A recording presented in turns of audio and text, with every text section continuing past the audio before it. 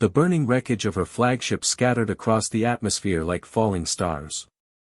Queen Sylvana of the Nexarian Empire watched through the escape pod's viewport as her civilization's grandest achievements disintegrated into cosmic dust.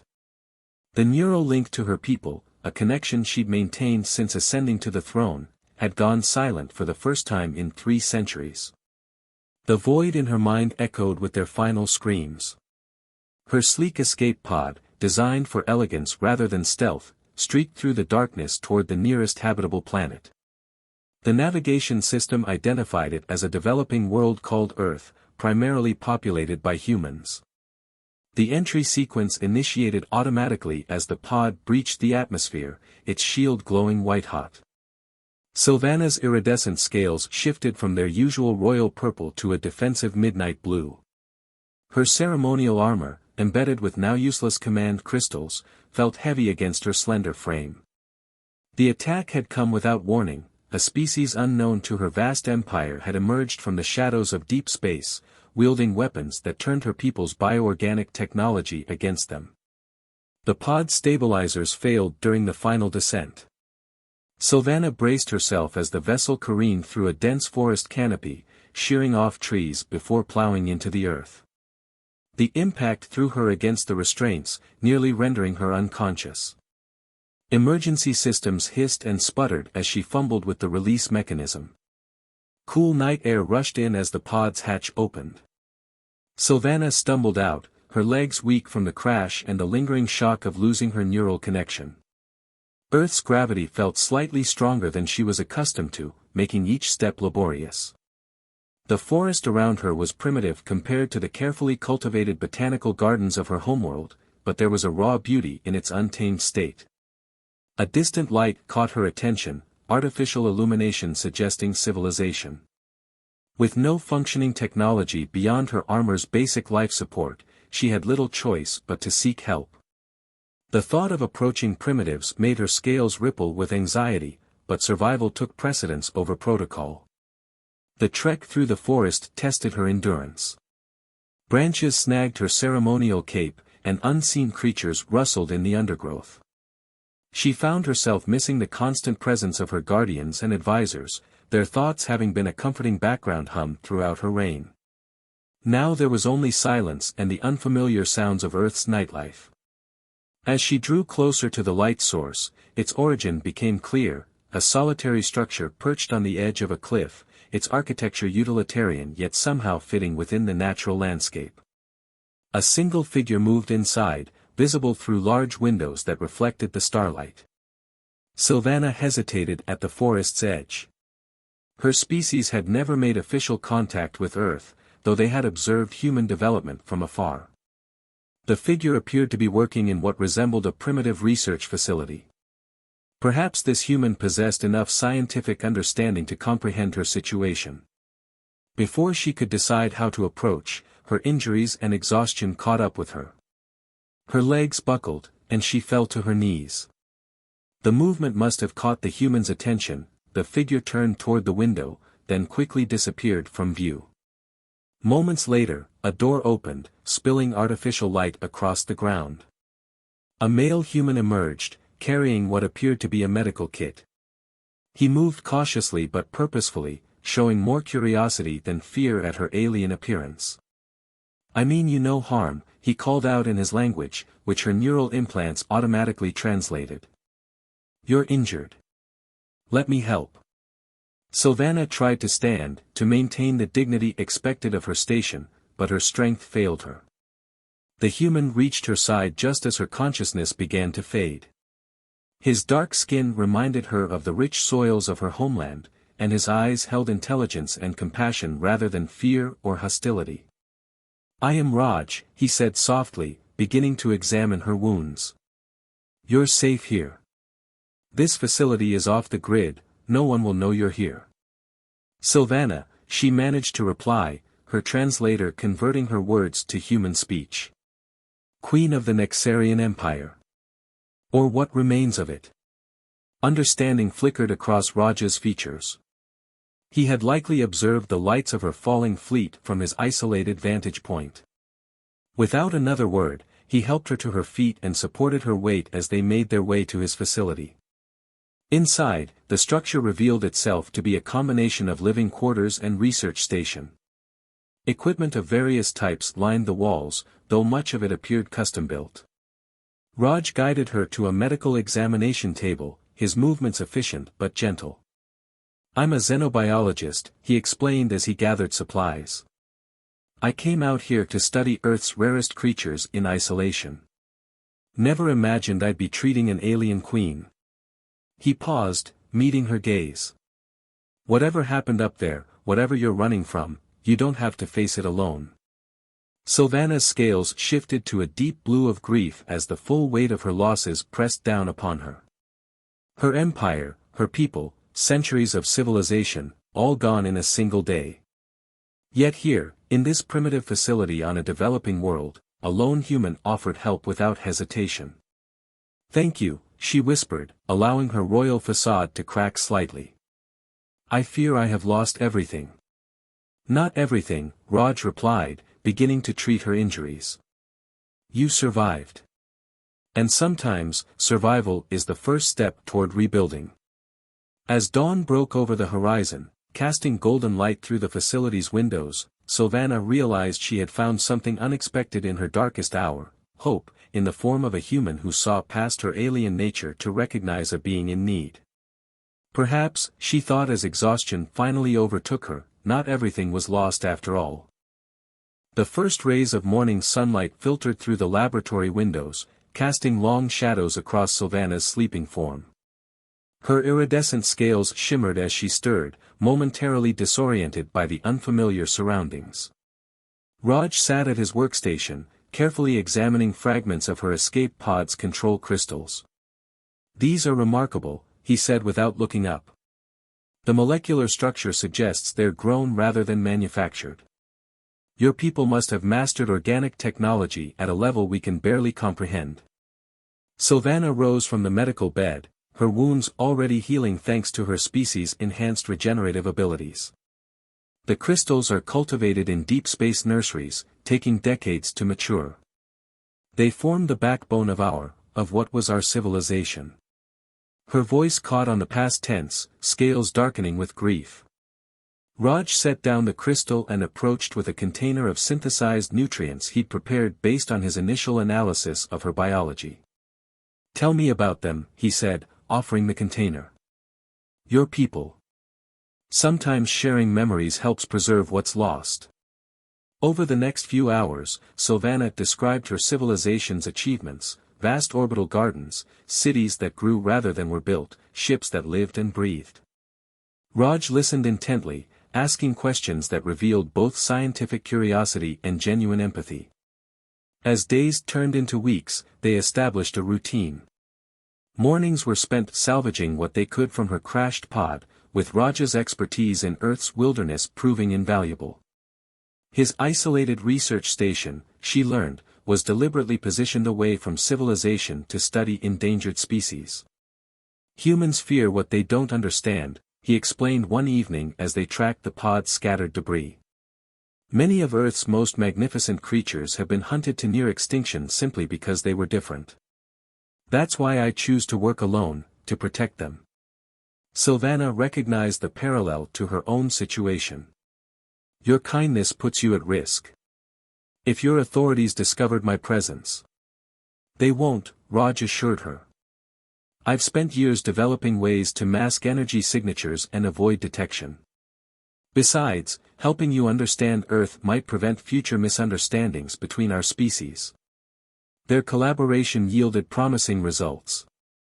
By combining Raj's knowledge of Earth's raw materials with Sylvana's understanding of bioorganic technology, they managed to repair some of her armor's basic functions.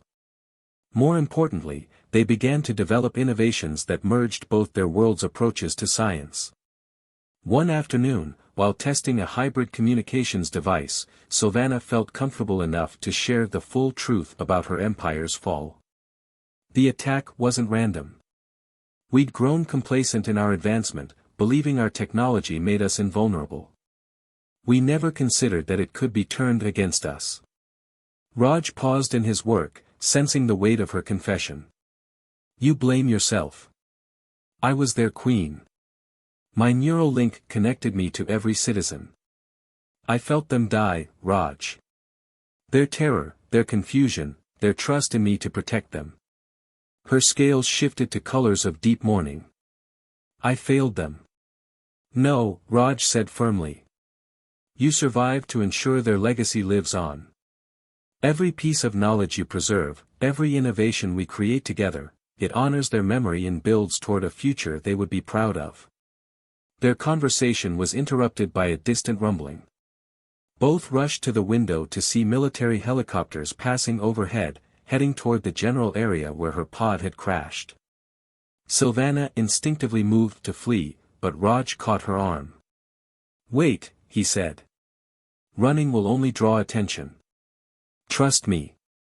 She forced herself to remain still as he activated various countermeasures around the facility, electromagnetic scramblers, thermal masks, and optical camouflage systems of his own design. The helicopters passed without slowing, their sensors deceived by his precautions. You've prepared for something like this, Sylvana realized. Raj nodded. I've spent years protecting Earth's secrets. Now I'm protecting one more. He smiled. Though I admit, you're the first secret that's helped with the research. That evening, as they watched the sunset from the cliff edge, Sylvana felt something she hadn't since the attack, a sense of belonging. This isolated human, with his brilliant mind and compassionate heart, had given her more than just refuge. He'd given her purpose. Thank you, she said softly, for helping me remember who I am beyond my title. You never lost that, Raj replied. You just needed someone to see it. As night fell, they returned to their work, their growing trust transforming loss into possibility, one discovery at a time. Within the dense forest surrounding Raj's facility, autumn leaves crunched beneath their feet as they followed the faint energy signature. Sylvana's repaired armor sensors had detected an anomaly, patterns matching ancient Nexarian technology. The reading grows stronger, she whispered, her scales shifting to alert amber. My people must have established an outpost here centuries ago, during our early exploration phase. Raj consulted his custom-built scanner. There's a cave system ahead. The electromagnetic patterns suggest artificial modification. They discovered the entrance hidden behind a waterfall. Inside, organic architecture merged seamlessly with the natural rock formation. Bioluminescent crystals activated at their presence, illuminating a vast chamber filled with dormant technology. A communication relay station, Sylvana breathed, touching the central control panel. One of many we scattered across the galaxy. With this, I could potentially contact any surviving colonies. Raj examined the ancient systems. The power source is still viable, but activating it would create a significant energy surge. Every government agency with a satellite would detect it. We need to decide quickly, Sylvana said, her scales rippling with urgency. The Earth military's search patterns are growing closer. They know something crashed here. Working together, they began reactivating the station's systems. Raj's understanding of Earth's power grid helped them mask the initial energy spikes, while Sylvana's knowledge of her people's technology guided the delicate restoration process.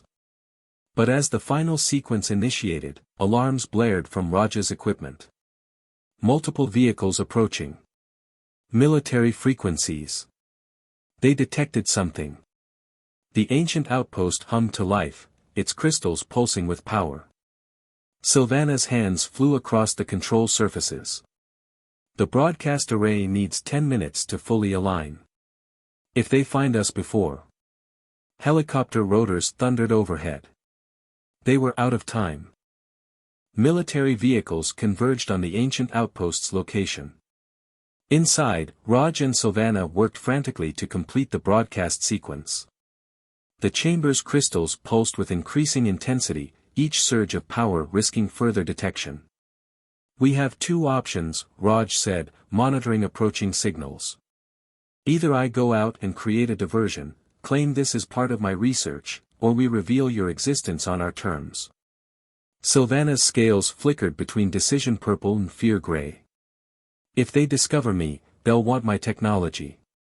Earth isn't ready for such advancement. The same weapons that destroyed my empire could devastate your world. Then we show them something else. Raj pulled up his decades of research. My work here has always been about protecting endangered species. We can present you as proof that humanity must change its approach to the unknown. Boots crunched on gravel outside. Radio chatter echoed through the cave system. The broadcast array reached 90% alignment, its signal preparing to reach across the galaxy. Your people are out there, Raj said softly. But finding them doesn't mean you have to lose Earth. We've proven our species can work together, learn from each other. Sylvana touched the control crystal, its light reflecting in her eyes. My empire fell because we isolated ourselves, believed our way was the only way. Perhaps this is an opportunity to build something new. The chamber's entrance exploded with light as military searchlights flooded in. Raj stepped forward, placing himself between the entrance and Sylvana. Trust me, he whispered. Let me show them what I see in you. Hold your positions, a voice commanded from outside. This is a restricted area. Raj squared his shoulders, years of defending Earth's endangered species having prepared him for this moment.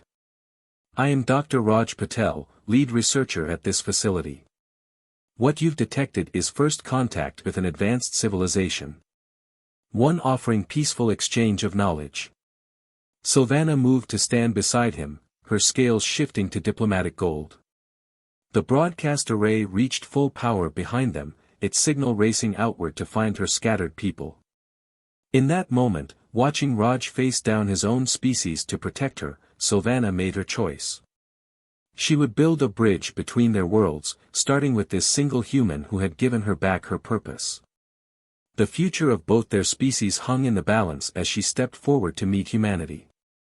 The United Nations Assembly Hall buzzed with anticipation.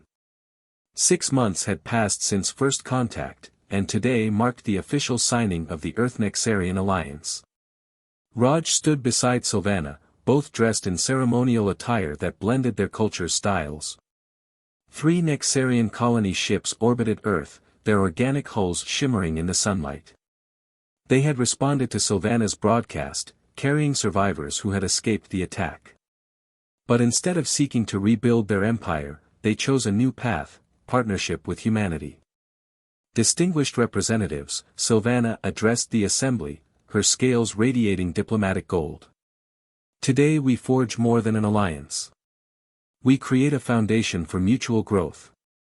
Earth's creativity and resilience, combined with Nexarian bioorganic technology, offers solutions to both our world's challenges.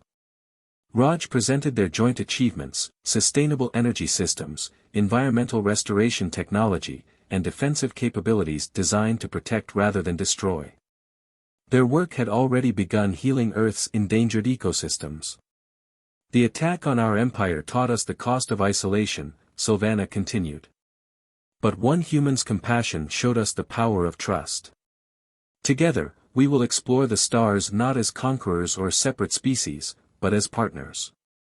The signing ceremony completed, Raj and Sylvana returned to their cliffside facility, now expanded into a joint research center. The sunset painted the sky in colors that reminded Sylvana of home, but Earth had become home too. My people have a saying, she told Raj as they watched the colony ships glide overhead. From the ashes of the old, new gardens grow. Her scales shifted to joy silver. Thank you for helping me plant these seeds. Raj smiled, taking her hand. The best discoveries come from understanding each other.